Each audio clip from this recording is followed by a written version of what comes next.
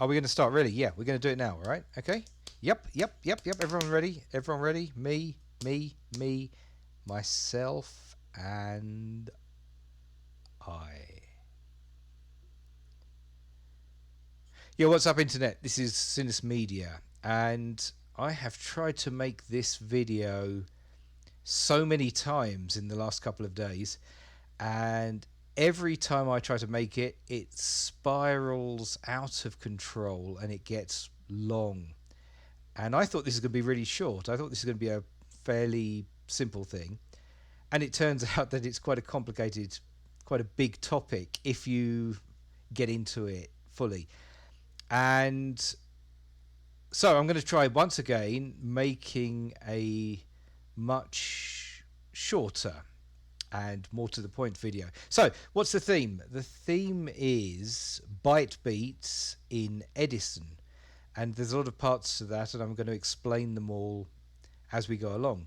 But let's try and give you the kind of overview of all the parts to begin with. So the first thing is, what is a bytebeat? Well, a bytebeat is invented by this guy here, who is Finnish, and so I'm certainly going to mispronounce his name. I'm going to call him Veli-Matias Heikkilä. Probably that's wrong. He also goes by the name Visnat, and he's from the demo scene, the kind of people who make stuff on old 8-bit computers, like sort of audio-visual stuff on Commodore 64s, Spectrums, that kind of thing. And those people try to make spectacular demos in computers with very little memory, and so they try to kind of pack them into very small programs. In fact, they get to the stage where not only are they using a computer with only 64K or something like that, but they'll try and make a spectacular demo in 256 bytes or something ridiculous. So out of that scene, he came up with this idea of bytebeats, and bytebeats are program. Here's an example.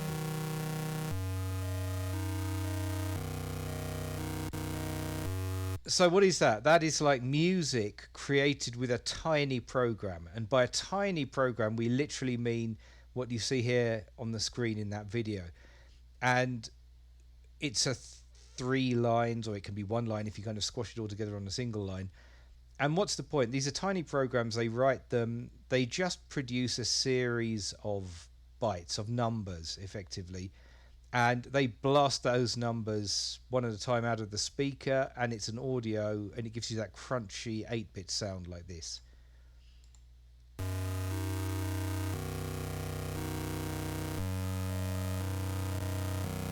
And there's a whole scene of these people making these things, and I'll play you a couple more. So, they're very simple, but they can be surprisingly interesting and complex pieces of music. You may not think they're music, but they are kind of music for something that's written in about 20 or 30 characters. Let's hear a couple more.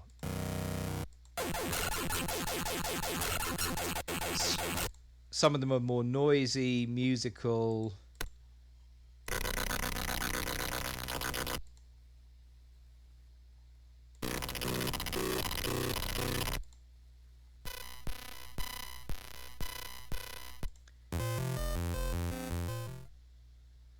That sounded like a good one. Let's go back to that.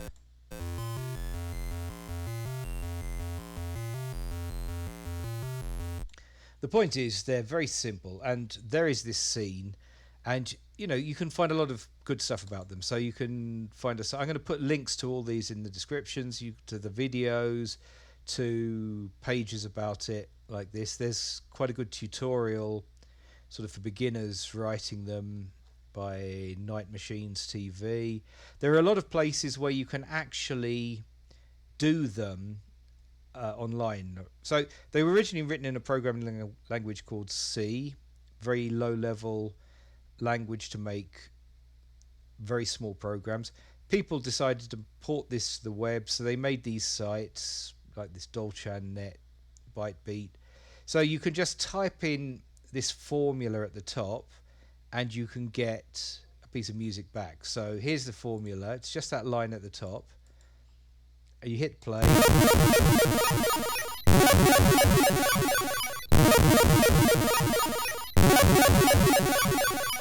And you get something like that, right? A kind of riff or a kind of thing like that.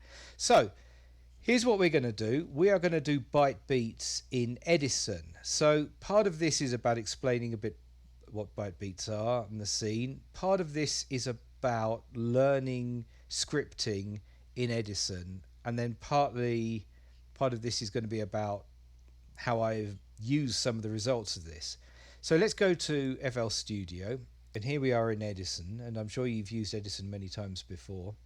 But you may not have looked at this button that says Run. Now this is a button which opens up a collection of programs or scripts that you can write yourself to tell Edison to do something. So I've made a script here which is called Bytebeats, and when you run a script it might pop up one of these little dialog boxes with some inputs, and here's the dialogue I've made. It's got 3 inputs. It's got a length in seconds. How long do we want to generate a byte beat for? It's got a sample rate, which is important, and I'll talk about a bit more in a minute. And it's got a normalize, which we're going to do. But the important thing to notice about these scripts in Edison is that when the pop-up comes, you've got the button over here that says run it, but you've also got the button over here that says edit the script. It opens the source code of that script. Now, this video we're going to talk about programming. If you've never done any programming before, then I can't teach you programming in just one video. But I hope you watch this video and you follow along, because it should still give you an idea of what is involved in programming audio. And what I can promise you is that you would not need to learn very much programming before you could understand what I'm doing here, and you could do it yourself. On the other hand, if you have done some programming before in any language, in any system, you should be able to follow along what I'm doing here. And if you use FL Studio and Edison, you should be able to try this yourself as well. So with that said, let's go on and look at some code. And then once we've seen it, I'm going to start explaining more of the details behind the scenes. So let's just have a quick look here. I'm going to click the edit script button, and it's going to pop up this editor. Now this is an editor called Notepad++. I installed this previously. If you don't use this, you might get a different editor popping up. An editor is just a place where you're going to type in our code, right? And I recommend this. It's free software and it's very good. If you do any programming on Windows, I think Notepad++ is really good. And that's what we've got open. So you'll see in a minute, I'll take you through a bit more of this code. But the important line here is, if you remember on here was the formula for our byte beats.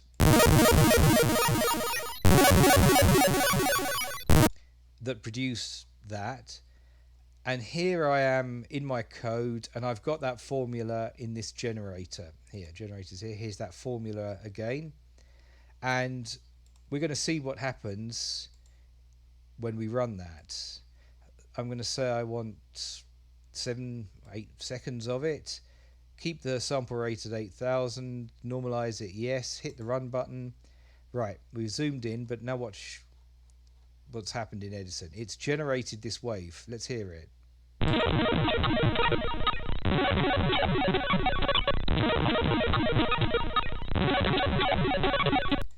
Now, it does not sound identical to the version we heard here.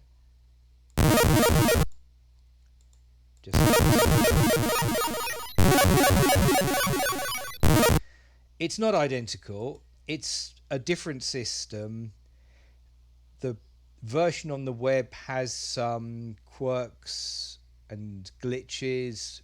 Edison has its own alternative quirks, but it should be obviously the same sound, all right? The same piece of byte beat music.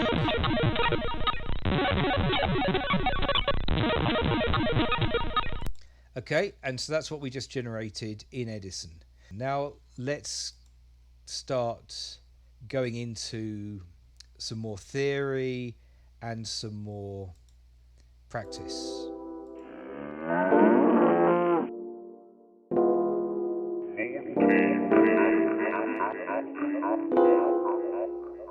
Okay, welcome back. We are now in the beginning of our more detailed explanation of this. And we're going to take a quick detour. We're going to talk about mathematical functions. Now, what's a mathematical function? Well, a function you can think of as like an effect or a guitar pedal or something like this, right? It's a sort of box that has some input. You kind of give it some input, some information as an input. It transforms that, it processes that in some way, and it gives you, in its output, it gives you a result. So it's a transformation of some kind. And we're talking about mathematical functions, so we're talking about functions that typically transform numbers or collections of numbers. And our computer programs are built of something very similar. They're built of functions written in programming languages which make these transformations. So if we go back for a second to our example bytebeat, you can think of this, what's written here, this mathematical formula, as a function. It takes in an input, it transforms it, and it produces an output. Now let's have a look at some really simple functions. Here's a function, and this site here, I'll link this in the description as well. This lets us graph the function. What does it mean to graph the function? Well, if you've got a function that takes in some numbers, depending on what that formula is, when you give it a 1, you'll get a particular output. When you give it a 2, you'll get a different output. When you give it a 28, you'll get a different output again. And we could just sort of list some of these examples so you can try and get an idea of what the function does, but it's convenient to draw it on a graph like this. So what a graph like this shows is that this horizontal line here is what we call the x-axis, but it's really the input number. So we're saying here's a function, and when we're giving it, say, 10 as an input, we're going to go to the 10 here, we're going to look up until we hit that line, and that line is the function, then we're going to go left until we hit this vertical thing, which is called the y-axis, and that's our output. So here's the simplest function you can have, right? It's a function that takes in an input called x. X is just a convention, but we'll stick to that convention. So you give it an x, and the output of this function, we'll sometimes call it y, but it's the output of this function, is just the same value x that we gave it as input. Okay? So if we give it a 10, then we want a 10 out. And so if you look at where this 10 and this 10 meet, it's at this point. If you give it an 8, you're going to get an 8 out, so it's this point. Now this line here, going up at 45 degrees, that line represents this very simple function where whatever you give as the input, you get as the output. You know, it's a function that doesn't do anything useful for us, but that's what the graph of it looks like. It looks like this line. Now, so that's a way for us to kind of visualize or understand this function. So let's give a different function. We're going to x times 2. Now, this is programming, and so the times is like written as an asterisk again. And so x times 2, we're going to multiply x by 2. And now look how the line has changed. Now the line is going up more steeply. Why? Because, well, if you think about it, we're going to give number 4 as the input. Well, the function is 4 times 2, so you want an 8 out. So when you look at 4 here, the line should cross this point where the 4 here goes to this, and on the vertical you've gone 8 upwards. Or 10, well, okay, 10 to 5. 8, you go up, you get 16 out. That's the times 2 function. So this function x times 2 gives us another straight line more vertically. Let's do x divided by 2. We'll use the slash means divide in programming, and you'll see the gradient goes the other way now. It's got a shallower gradient. So if you go up 20, the input is 20, the output is just going to be 10. So that's what it is, a function is. That's what a graph is, what it means to graph the function. Now let's look at a more interesting function, or a function, you might say, well, why do we care about this as musicians? Why do we want to get involved in this? Well, here's a function which is kind of interesting. It's the remainder function. So let's say I take the number 8 and I divide it by 8. Okay? Now, when I take 8, I divide it by 8, I get 1. Right? There's 1 8 in 8. If I take the number 9 and divide it by 8, what do I get? Well, I still only get 1 because there's only 1 8 in 9, but there's a little bit left over. There's 1 left over. So that's what we call the remainder, or another name for this is the modulo function.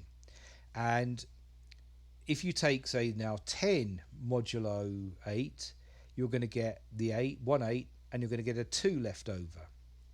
11 modulo 8, you can get 3 left over. All the way up to 15 modulo 8, you're going to get 7 left over.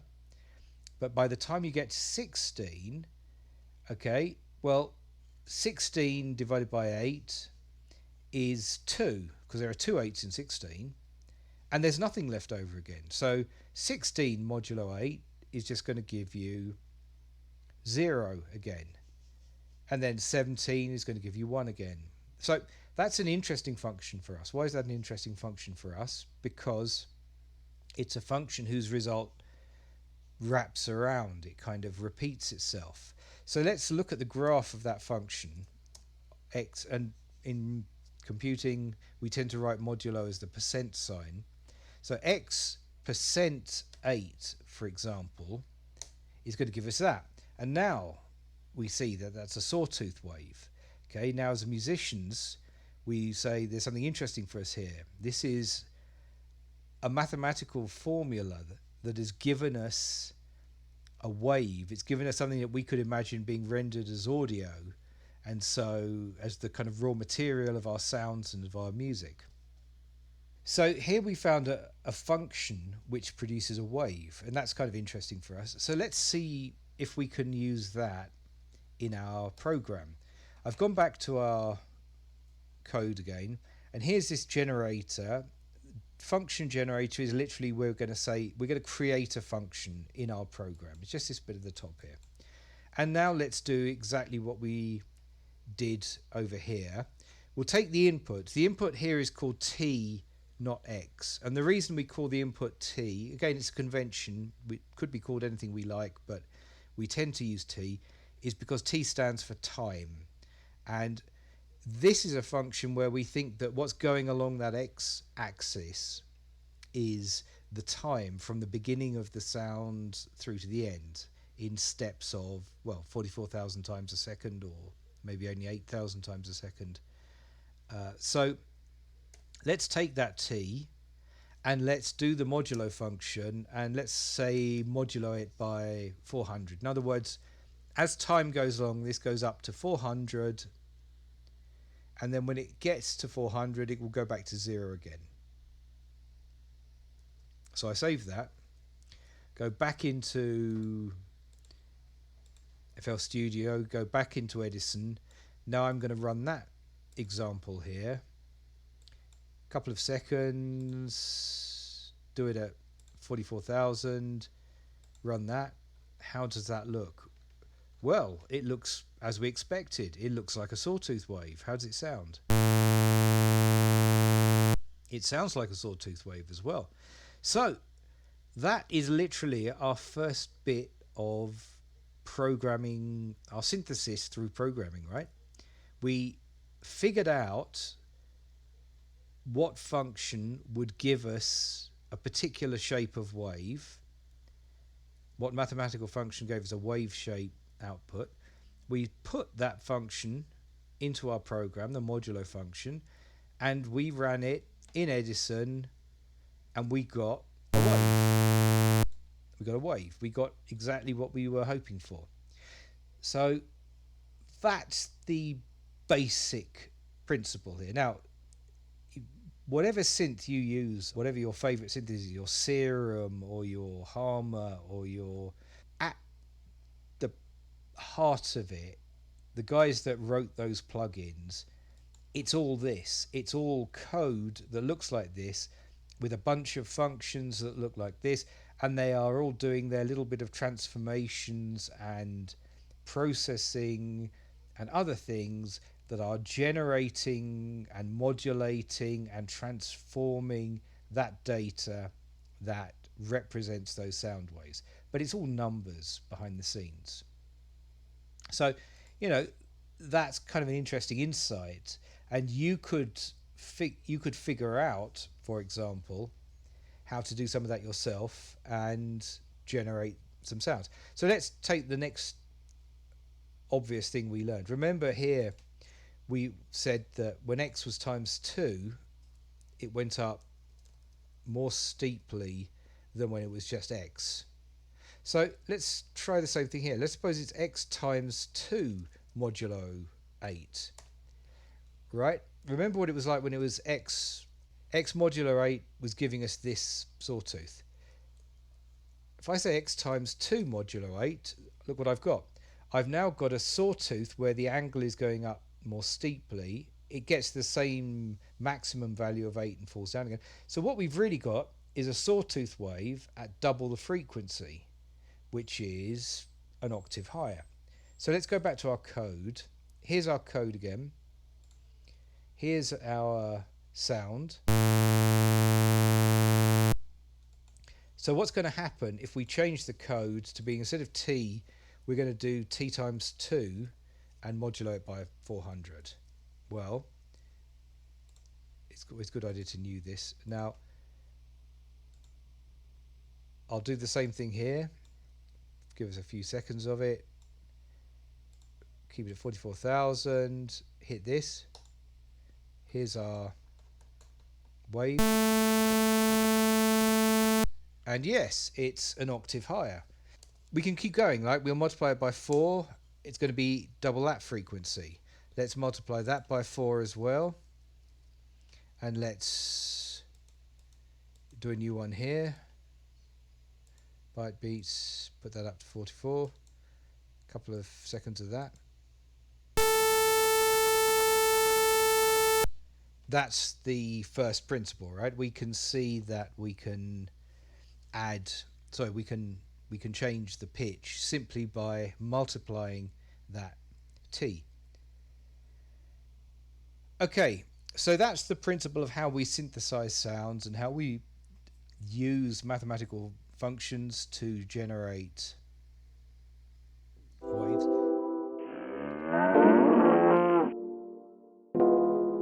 Okay, so welcome back. We're still doing Bytebeats in Edison, and there are two different things I want to talk about, and it's really hard to sort them into the right order.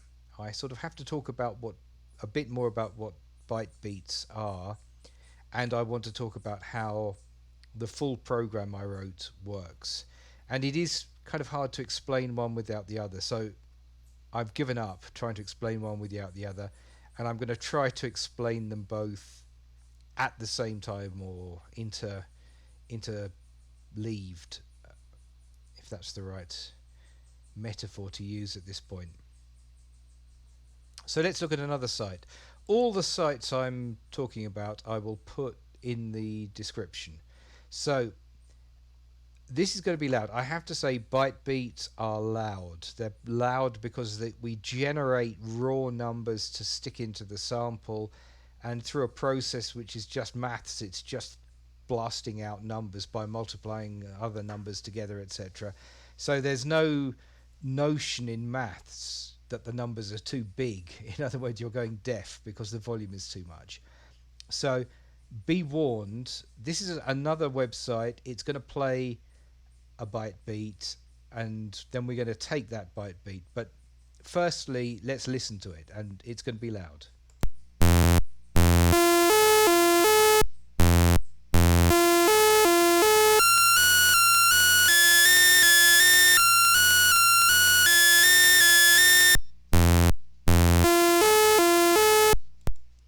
I'm turning that off.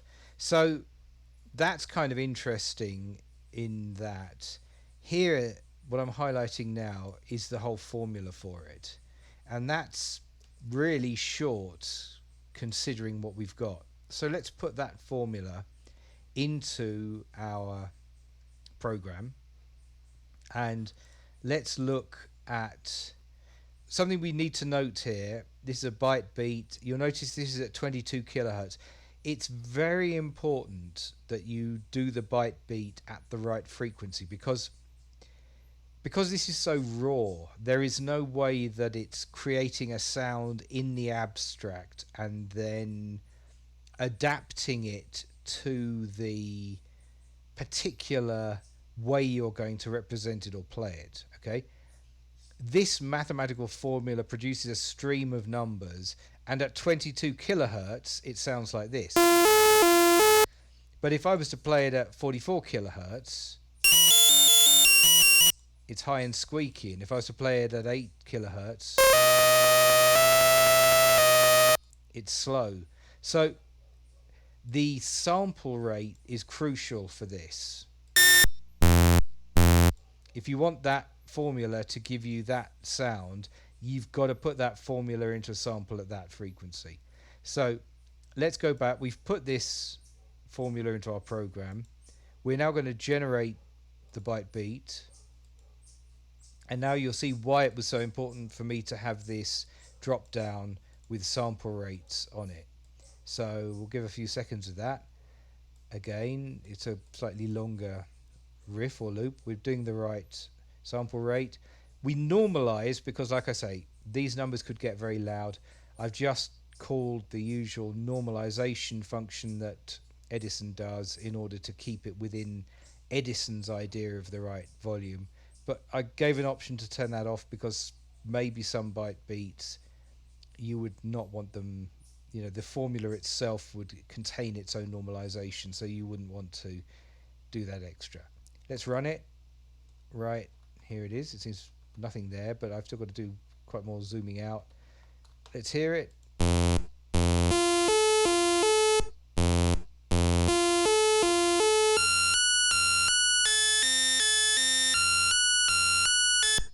Okay, I didn't generate quite enough for the whole sequence, but you can hear that really is like the original, and all of that came out of this function here. Now, how the hell did we discover that? I mean, I don't know how people discover these, but that's what the Bytebeat scene is doing, right? It's going out and it's discovering these weird little formula that add up to these weird little melodies or riffs.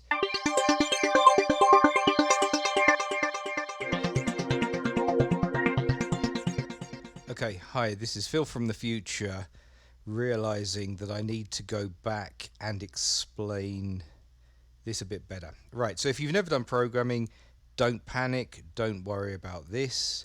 If you've done programming, this might still be new to you, but it's kind of important to understand a couple of these things that are going on in the Bytebeats. So we're going to explain bitwise and bitwise or, and this thing, the shift right and the shift left.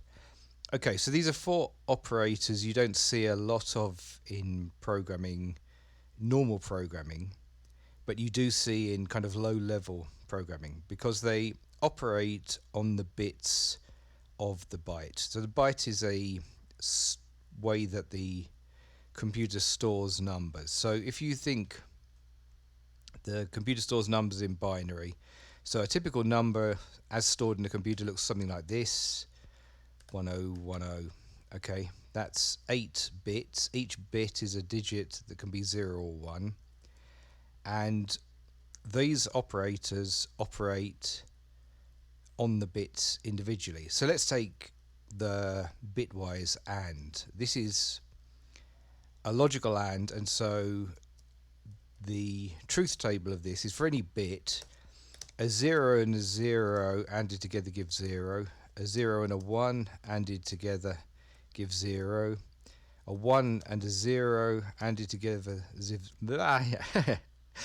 A 1 and a 0 added together give a 0, and a 1 and a 1 added together give a 1. So why? Because this logical operator says the output will only be 1 if in both of the input 1 and input 2 are both 1. Okay, that's different from a logical OR, where either of them is 1 and you get an output of 1. So if in the logical OR, for each bit, if it's both zeros, you're going to get a 0, but if either of them are 1, you're going to get 1. Okay, so those are logical operators you might know already, but in the version that's a single ampersand or a single vertical bar in JavaScript or in C, in other languages like that,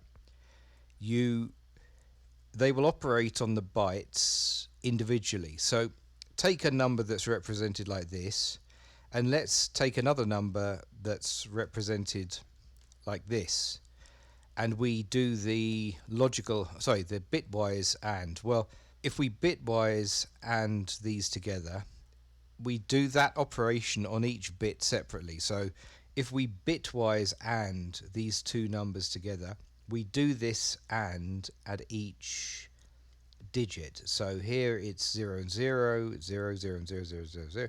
Here it's 1 and 0, it comes out as 0, 0. Here it's 1 and 1, so we get a 1, and so here we get a 0 again.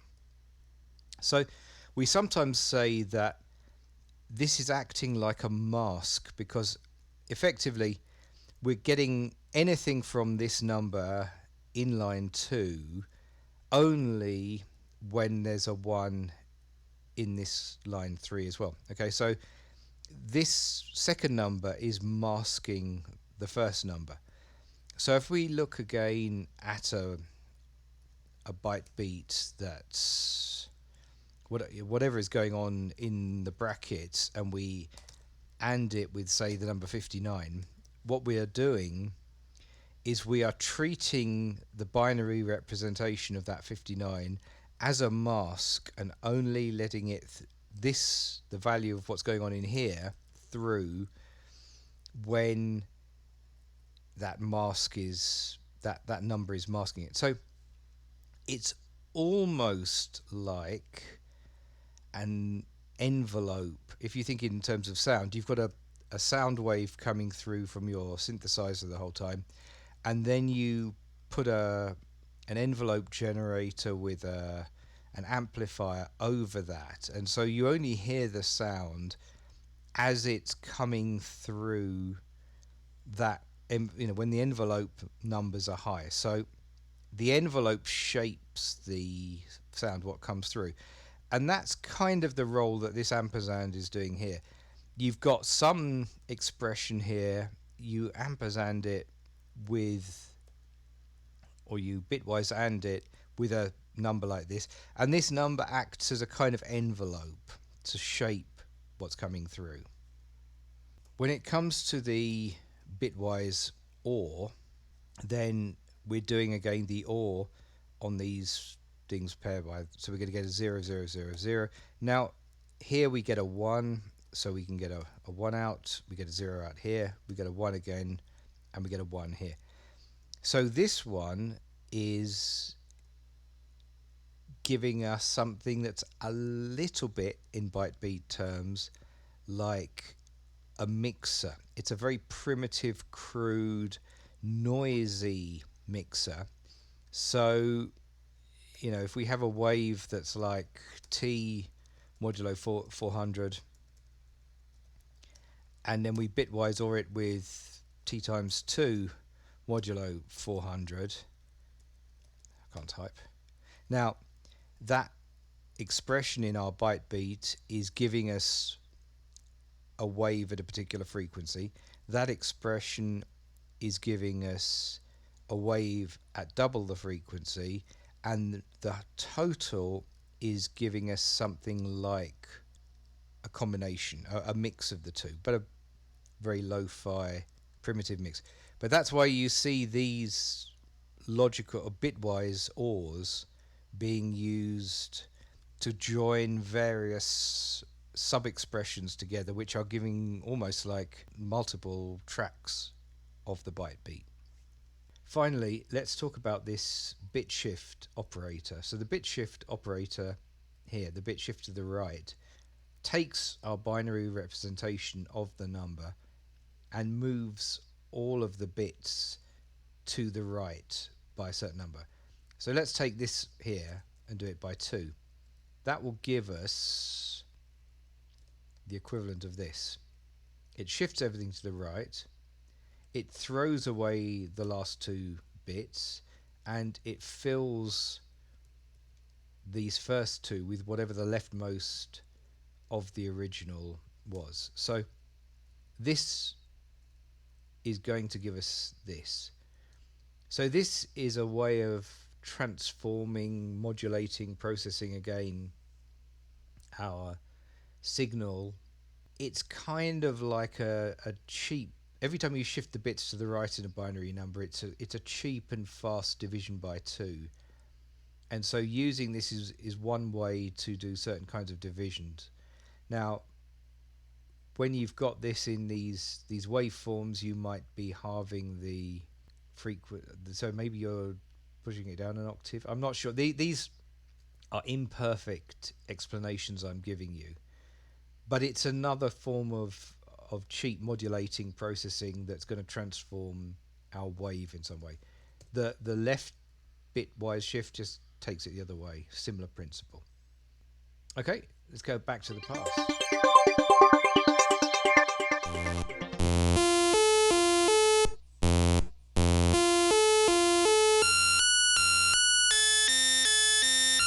Now, something that's very typical about these patterns, you're hearing that da da da da rhythm. Well, probably that da da da da rhythm is coming out of maybe this enveloping. I mean, let's just see if we change that number to something else, how it will change the sound. It could change it dramatically, right? We've got no idea. People will have to experiment a lot with this. Make sure it's that. Give us a few more seconds.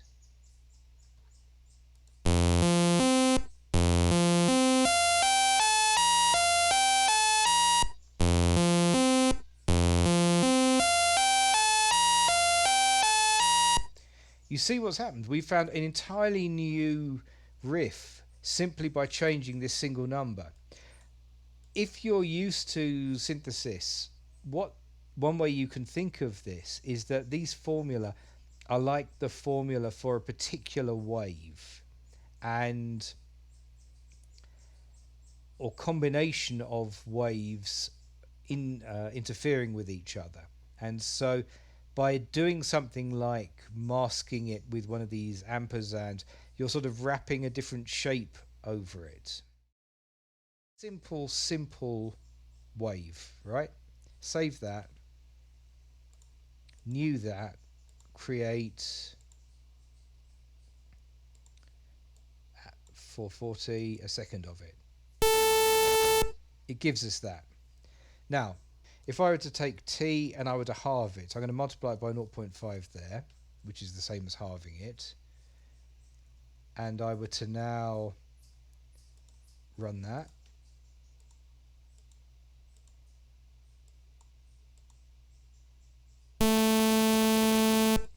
Okay, just double check that.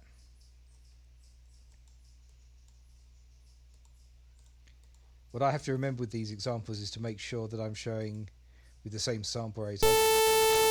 Okay, so I halved the number t at this point, and it did what we would expect. It went down an octave. This is the original. This is the new one I'm generating. Took it down an octave. Now, if I were to do this, t modulo 100, and do this symbol here of that, let me show you what this will give us.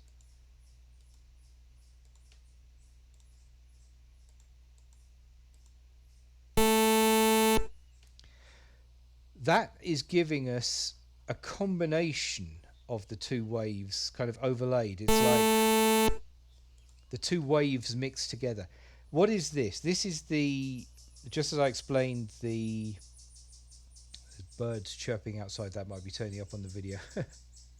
So just as I explained that the ampersand was the bitwise and, that's almost like wrapping an envelope or something over it. So this OR, this takes, is a logical OR. It takes each bit in the two signals and kind of says, well, if either of them is on at the moment, we'll have that.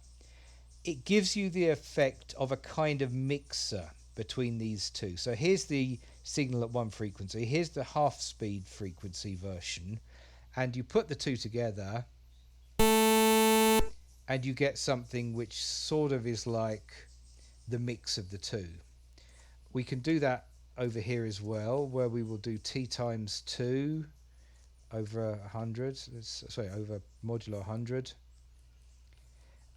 These get, as these get more complicated, of course, the waves are very primitive, so you don't get like a clean audio mix. What you get is some complicated weird signal. You can hear how things are changing over time. So I'm not going to explain any more about how you can compose your own byte beats, because this is an art of great mystery and subtlety. But you can go on a lot of sites and you can find many examples.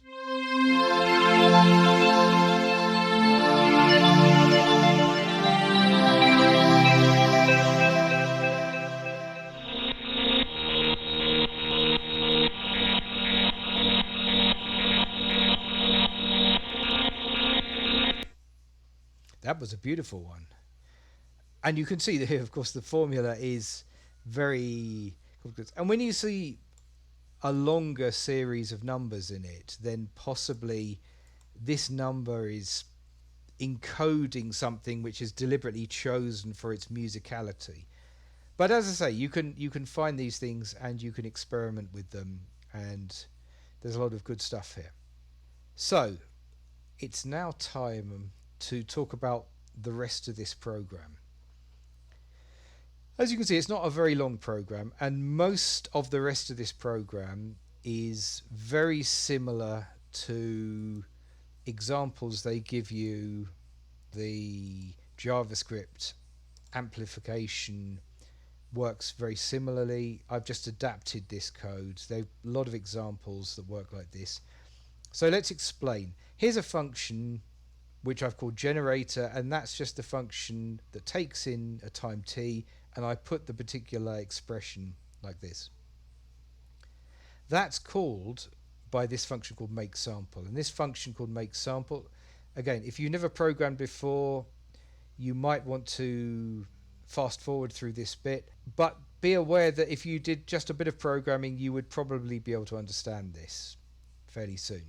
If you have programmed, this bit should be simple for you. First line of this code, Edison can actually speak a couple of different languages. Its main language for scripting is Pascal, because FL Studio is written in Delphi, which is a modern version of Pascal. It's a slightly old language, but it's obviously image line like it, and it works for them. But as well as Pascal, you can also use JavaScript, and I use JavaScript because it's a language I know, and it's a language that a lot of people use today. It's one of the top 5 languages. So this top line here literally just says to Edison, this program is going to be written in JavaScript. It's called JavaScript Bytebeats, and the language is JavaScript. Now Edison knows not to try and read this as Pascal, which it probably would otherwise, but as JavaScript. We define a function that's the generator. Now we get this function called makeSample, and this is which does where all the work's going on. We give it 3 arguments, the parameters, the data it needs to work with here. The length of the sample we want in second, the sample rate we want, and whether we're going to normalize it or not. This is the information that the user is inputting in that thing. And we create a couple of variables called start and end, and a variable called s. at this point we have this switch. This is basically a selection that this is the bit of the code here which is choosing which sample rate we are going to use. So in this switch we take the sample rate we were given. We can, this object here called editor sample is the object which contains the sample in the editor. And by setting the attribute called sample rate here, we just set the sample rate of that Edison is currently working in. So this code should be very simple to understand. Based on whether we're passing a value of 0, 1, 2 or anything else in this variable called sRate, we set the sample rate of the sample in the buffer to one of these 4 values. This is perhaps a bit weird and looks a bit back to front, but the other thing is we may or may not have an existing editor in the sample. If we don't have an existing editor, so an existing sample in the editor, did I say it the wrong way around? I did, didn't I? Maybe not. The length is going to be 0 or less than 0. So if the length is less than 0, that means the Edison buffer is currently empty. So we just set the length to being the length of the sample we want. And magically, somehow, that actually creates the sample in memory. Now, there's the object editor sample also has this method, which is ms to samples, that turns milliseconds, length of time in milliseconds, into the number of sample points. Obviously, that calculation is based on the sample rate. So if the sample rate is higher, which is the number, sample rate is the number of sample points per second. If the sample rate is higher, then we obviously need more samples per second.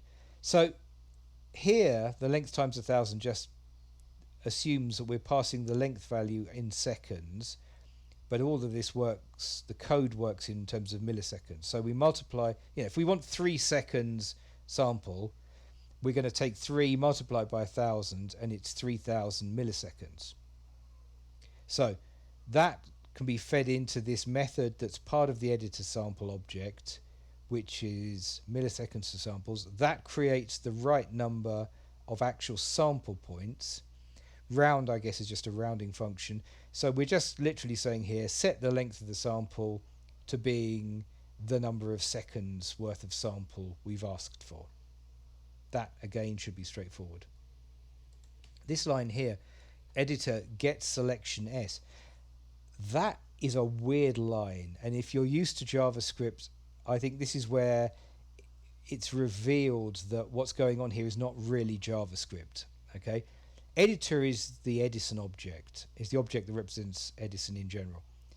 Get selection S, as far as I can understand, is not doing what you might imagine.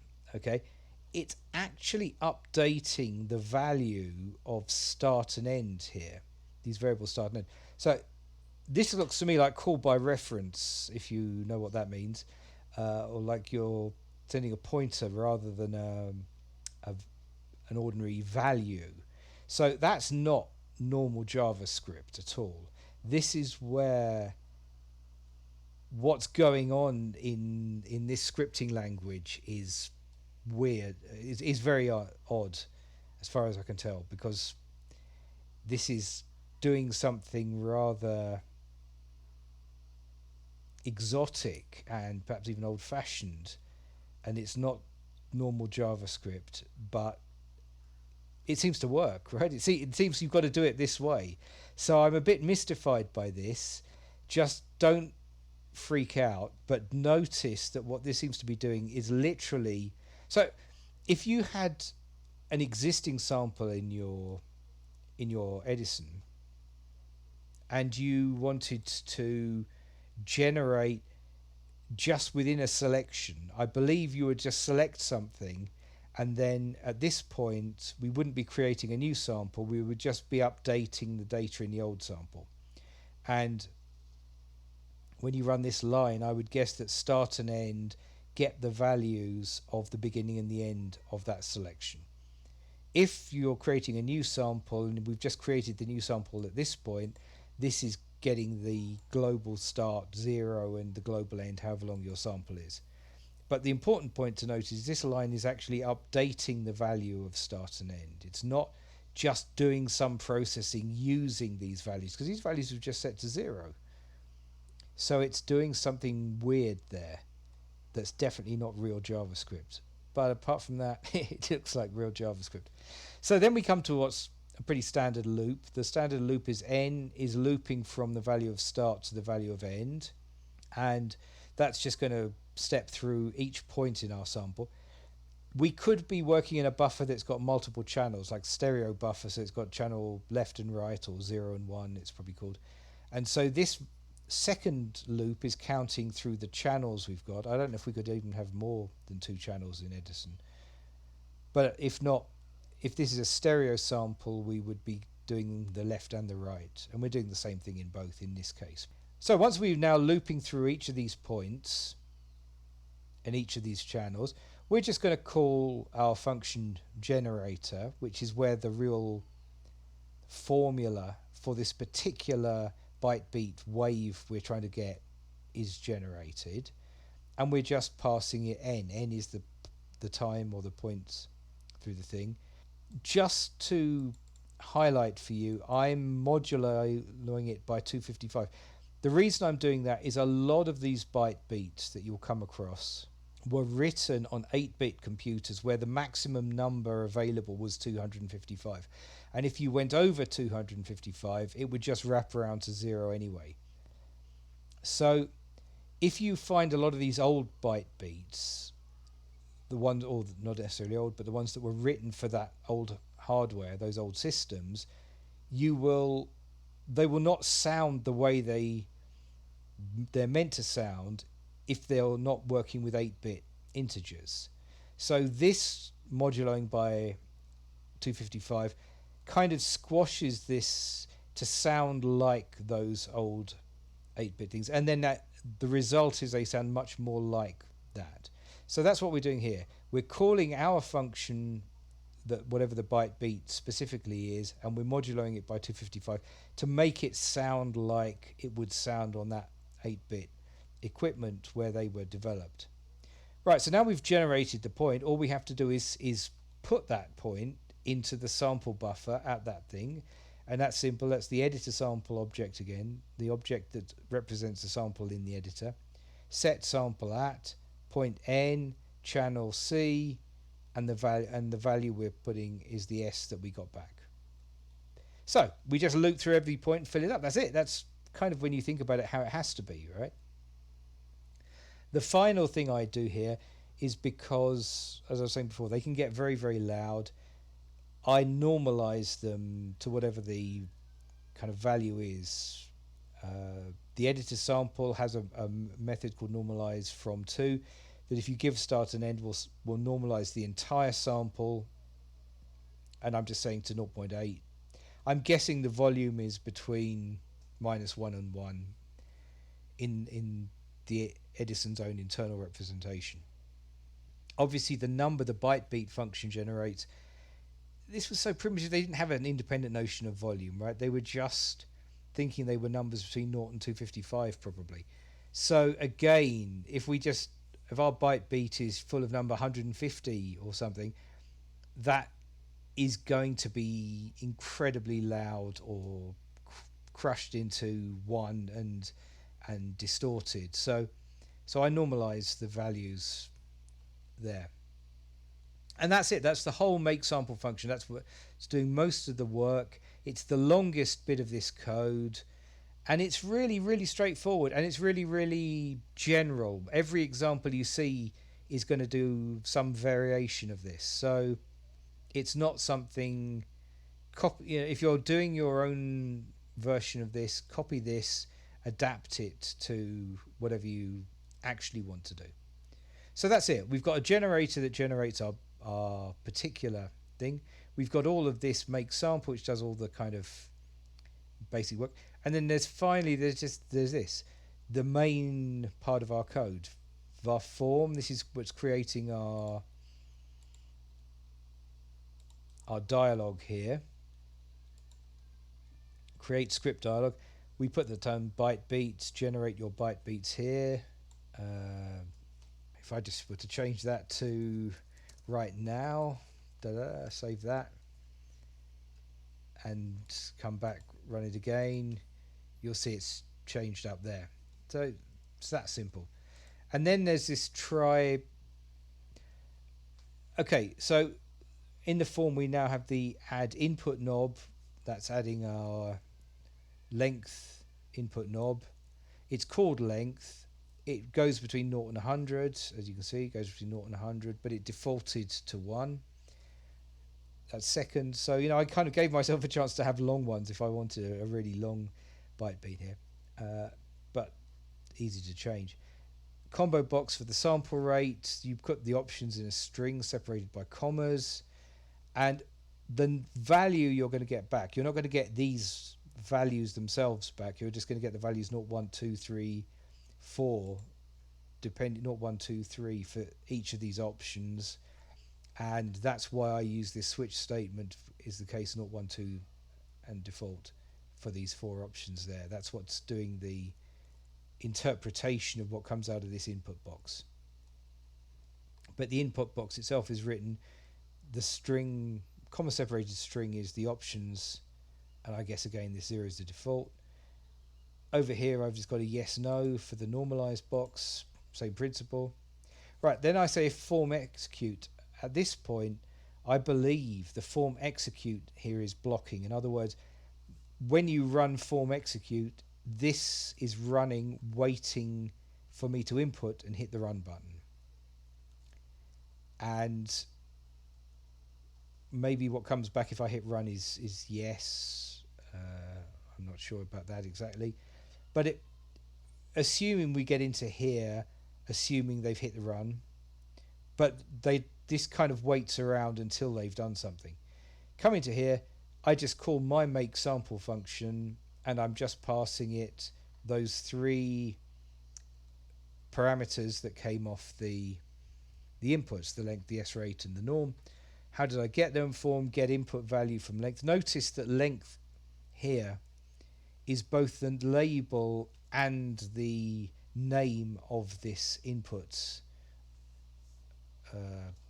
object inputs component. So don't be aware that what you use here to give it a name when you create it and what you use here to get the value that it's set to has to be the same string, otherwise it won't work and you'll be confused.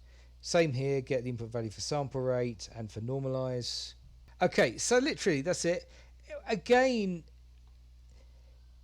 when you think about it, it sort of has to be like this. You just have to learn what the names of these particular methods of these standard objects like form and the create dialog thing.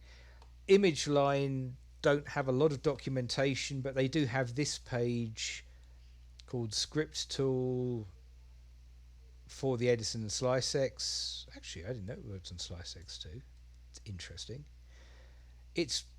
They tell you it's created with this thing called the PAX compiler, which you can't find out very much documentation for. You can download a copy of it, which I did, and that does come with some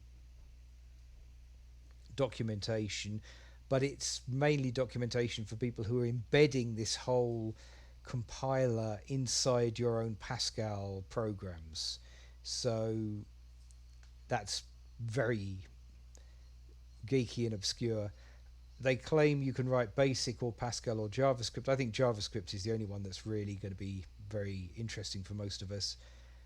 And they give you a few things here, which are some global, so the global variables, editor, sample. These are the important things. Well, that's okay. That seems to be the output string. That's the Edison itself. Editor sample is the object that represents a sample. Script path, maybe you can for opening files. Some global functions. These, they say Delphi Windows functions. It seems you can use these. I think we can use these in JavaScript. I haven't tried. what you can use is the methods of the objects, wave related classes. So this is about as much useful documentation as I could really find for this online. Given this and given the other examples that come with it, it was enough to work out how to do this. I don't think there's a great deal more you can do with it, but you can. I mean, what you can see that's useful is you can do things like the normalize from to function. You know, there are built-in functions for fading in, fading out, normalizing, inserting extra bits, cutting bits, things like that. The things you'd expect to do in a sample editor seem to be under the control of this language. So I will put this online somewhere for you to download, and if you are a programmer and you want to kind of get into this, you can learn from this. If you just want to play with Bytebeats, the only code you really need to mess with is this line or the contents of this generator object. So that is about as much as I need to say about the coding.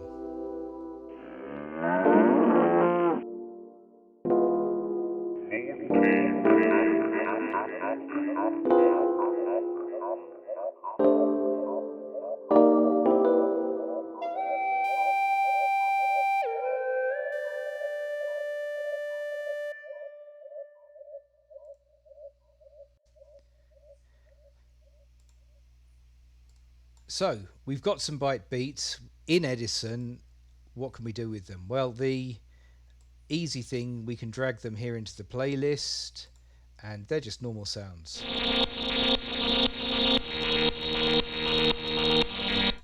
So I might start off by saying, well, let's just make sure this is stretching.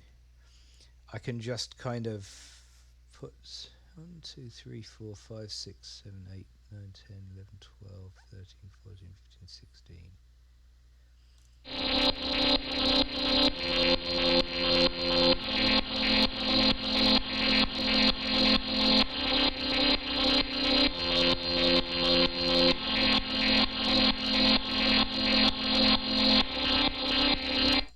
Well, you know, that's already a riff, right? I mean, there's already a piece of music to be discovered inside that by doing something with it. I mean, I'm just putting this for a placeholder, but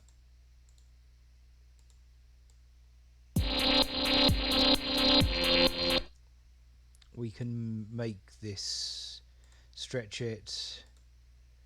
I'm going to put a little bit of a reverb on it. I'm going to pull it down a bit, see how it sounds at 110.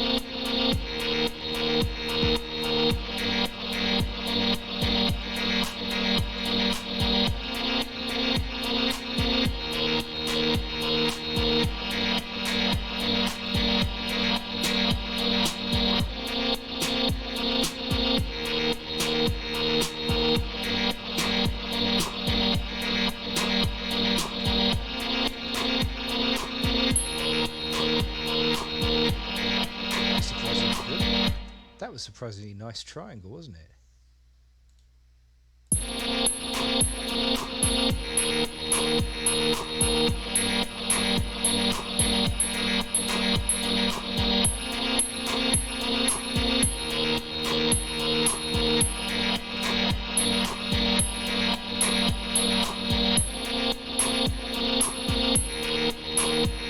Okay, I mean, you know, that's literally an instant beginning of a tune of some kind, and from that one thing, I'm going to save that because I'm making a collection of these, and then we'll talk a bit about some other things. Let's go find ourselves a new Bytebeat somewhere.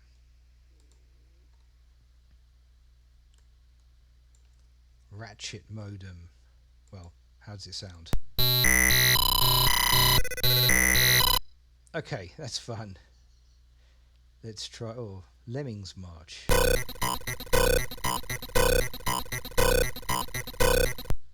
Okay, that's a bit of a, that you can hear a certain rhythmical quality to it. So we are going to just put that in here, save that. What? Double check what frequency. Yeah, it's 8 kilohertz. So pull up my Edison standard there. Example, Bytebeats. Give myself a few seconds of that. 8 kilohertz. Here we go. Sometimes they sound a bit cleaner than those ones in the browser. So again, just pull that in, and we've got something we can start working with. Is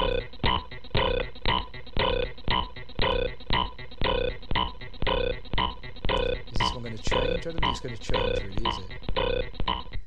Okay, so we only need the first.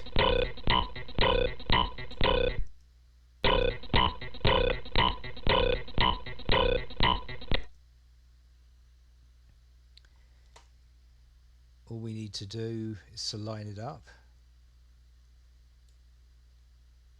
like that. See if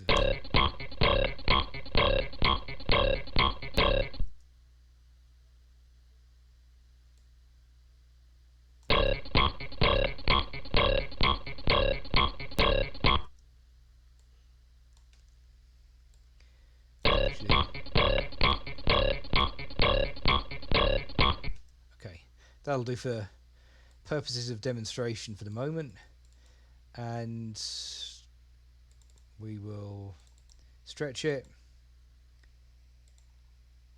and we will just slow it down a bit.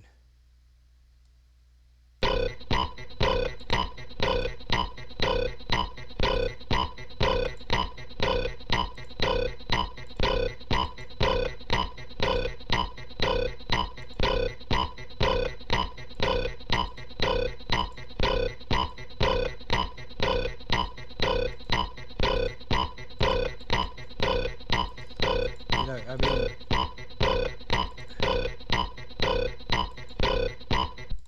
I'm really not doing anything sophisticated here at all.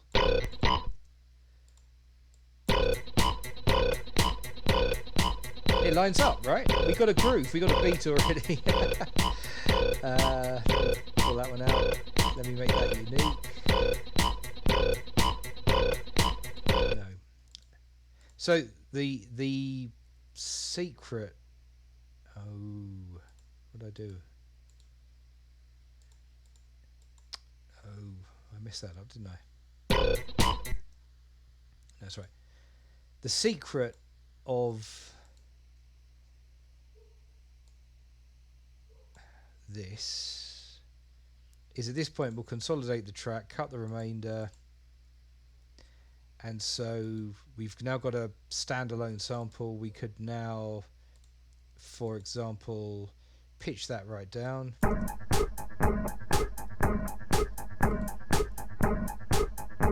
Right, now we've got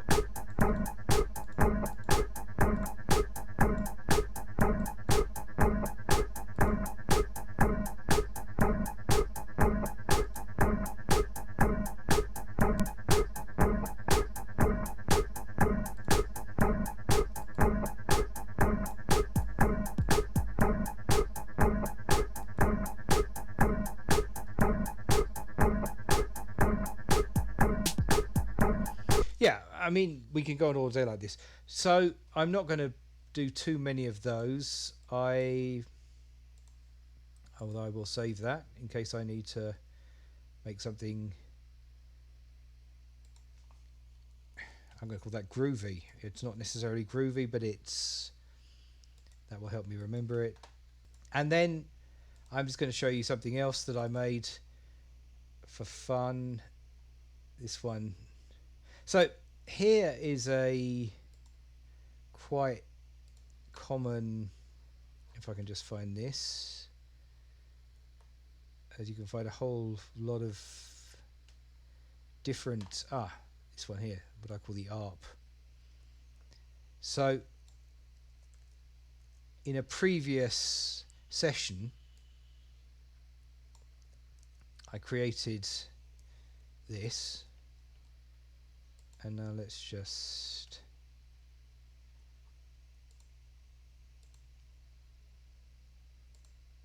this was at 44.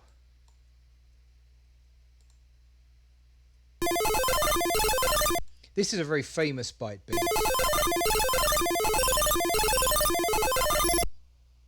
That's that kind of upward thing. So I'll show you what I did with that. I slowed it down with some gross beats. I put some echoing on it. As you can hear, I'm just sort of sliding around the gross beats.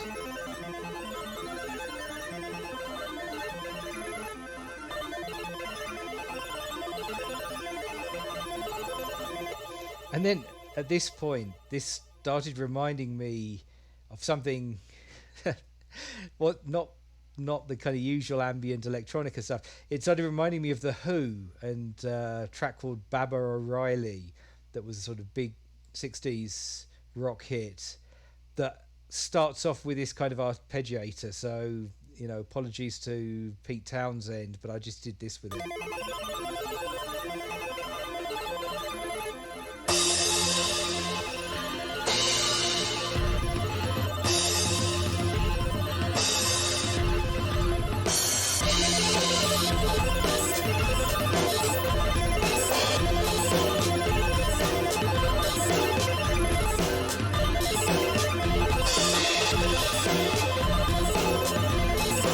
So yeah, the point there is that just because we've got 8-bit chiptune like sounds, that doesn't mean you can't put them in a completely different context.